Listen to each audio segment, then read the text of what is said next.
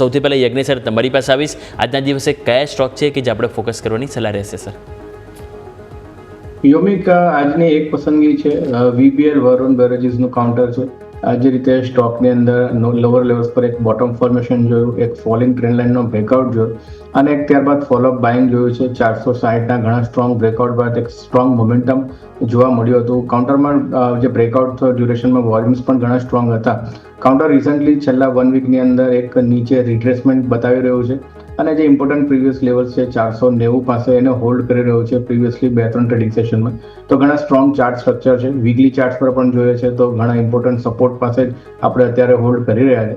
તો વીબીએલ ની અંદર બાયની સલાહ છે. 480 રૂપિયાના સ્ટોપ લોસથી લક્ષ્યાંક 570નો એક એક્સપેક્ટેડ છે. તો વીબીએલ તમે અહીંયાથી ખાસ ધ્યાન પર રાખો. ઇન્ટરેસ્ટિંગ સ્ટોક છે, એના પર ફોકસ રહેશે.